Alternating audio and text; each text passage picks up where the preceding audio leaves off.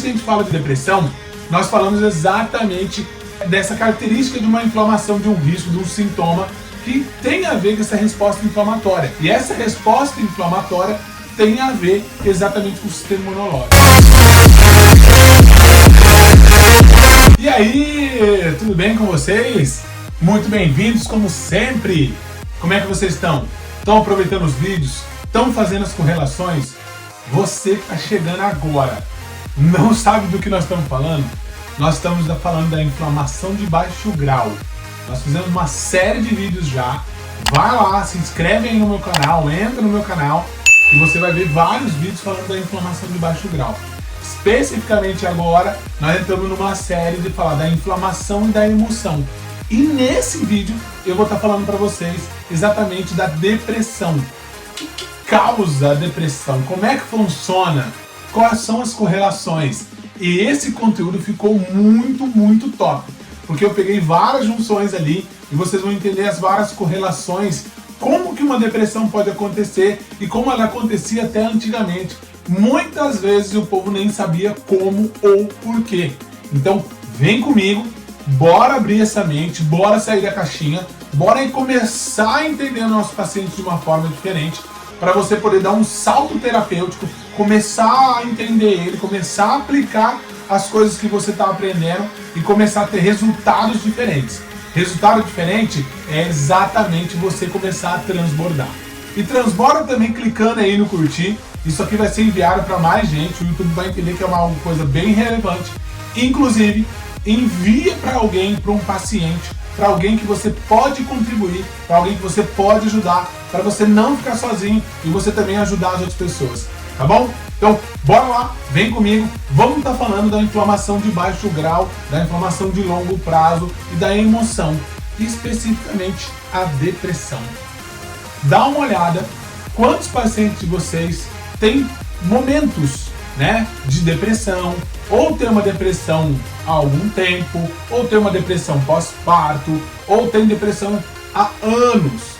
Vai linkando o que você vai ver nesse vídeo, que você automaticamente vai começar a entender várias coisas. E você vai falar assim, caramba, ou vai ser com você mesmo, ou vai ser com alguém da sua família, ou vai ser com algum paciente. Então vamos lá. Toda vez que a gente fala de depressão, nós falamos exatamente dessa característica de uma inflamação, de um risco, de um sintoma que tem a ver com essa resposta inflamatória. E essa resposta inflamatória tem a ver exatamente com o sistema imunológico. Então, a depressão não é somente a falta de uma substância, de uma serotonina, por exemplo, mas também, e olhe lá, porque muitas vezes a falta de ocitocina, de serotonina, GABA, etc., está vinculado principalmente na base de uma inflamação. Então, a inflamação é que pode gerar a falta de serotonina. Então, quando a gente fala depressão, não é somente a falta de um neurotransmissor, mas ele também acontece simultaneamente com uma inflamação. É aí que muitas vezes você vai poder entrar trabalhando nesse processo inflamatório de alguma forma, dando suporte, aumentando vascularização, desbloqueando, mobilizando, estimulando. É aí que a gente entra. O que a gente pega como comparação? Olha lá, quando a gente sabe que exatamente mudanças de humor, perca de apetite, alteração do sono, dificuldade de concentração, a falta de energia, são exatamente marcas claras de uma depressão. A pessoa perde muita fome, não sabe o que quer fazer, pede uma opinião ali, ela vai falar assim, tanto faz, você decide, mas também essas mesmas características são sintomas de uma inflamação. Quando você compatibilizar, pega alguém que tem uma inflamação mais acentuada, como um Covid, uma gripe, os sintomas são os mesmos.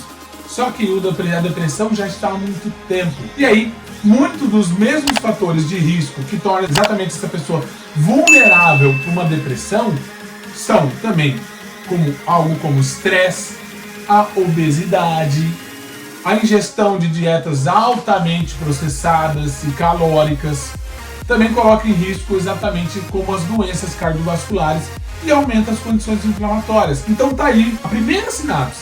Você correlacionar em pessoas que têm uma inflamação, pessoa que não tem sintoma de depressão, mas tem os mesmos sintomas clínicos de uma depressão quando ele tem uma infecção, uma inflamação, ou as pessoas que têm problemas cardiovasculares, as pessoas que têm problemas de obesidade, de aumento de estresse, de alteração de digestão, dieta muito processada. Você pega assim, qual é o perfil dela? Ela tem um perfil mais depressivo. E aí você começa a falar assim, caramba, parece que tem algo em comum aqui. Parece que tem muita correlação, mas é visto de uma forma segmentada. Pessoa obesa, pessoa com problema cardiovascular, pessoa com dieta alterada, pessoa com problema inflamatório, mas tem a mesma base. Olha a outra correlação que é feita. As doenças inflamatórias crônicas, nós estamos falando principalmente de doenças inflamatórias osteomusculares, como uma artrite reumatoide, uma doença pode ser intestinal, uma doença SSI, um SII, uma síndrome do intestino irritado, uma doença inflamatória do intestino, uma diverticulite, uma doença cardíaca, uma aterosclerose, por exemplo, e uma diabetes, que é muito comum. Ou, que nem agora, estou atendendo uma paciente que ela está pré-diabética. Peraí, já está com o quadro clínico instalado, o sistema já não está funcionando. Aí a pergunta que alguns autores fazem: existe pré-diabético? Esse tipo de patologia crônica inflamatória está muito associado ao aumento de risco de pessoas para ficar com depressão. Faz um levantamento. Toda pessoa que já teve esse tipo de problema, de doença inflamatória crônica, o que será que ele tem depois? Pergunta-se lá se ele já não teve uma depressão ou se ele ainda tem a depressão até hoje. Existem medicamentos que acreditavam exatamente que a depressão era resultado natural de viver com essas doenças, com esse estresse todo que estava ali. Era uma consequência, mas ninguém sabia como.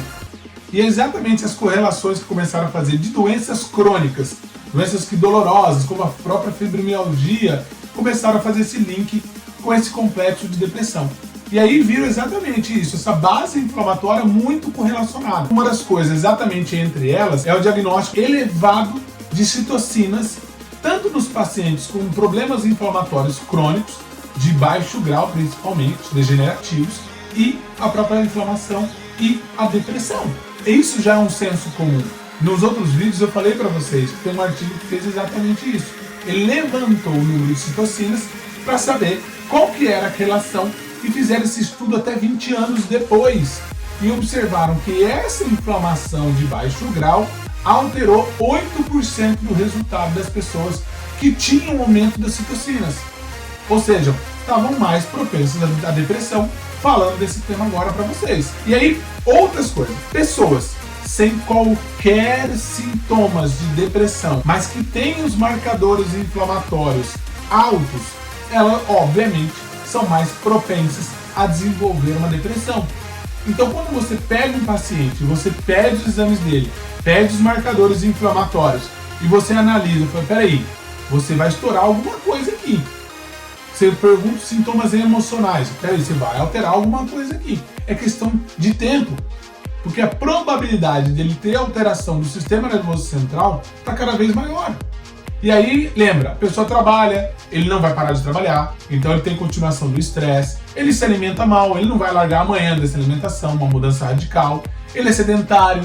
Então a pergunta é, qual é a expectativa de mudança? Ah, é demorada, então o risco de depressão vai ser maior. E aí, eles viram exatamente outras coisas.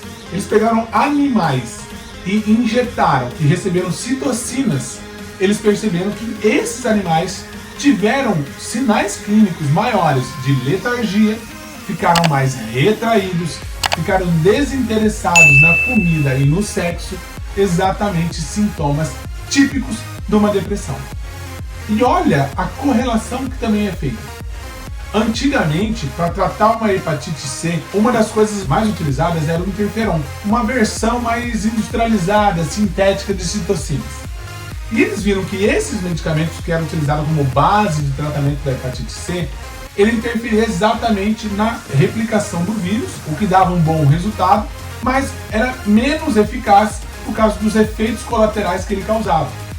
E aí eles começaram a ver exatamente essa correlação desses efeitos colaterais que tinham muito a ver com uma coisa de cansaço, de melancolia, que era essa base de depressão.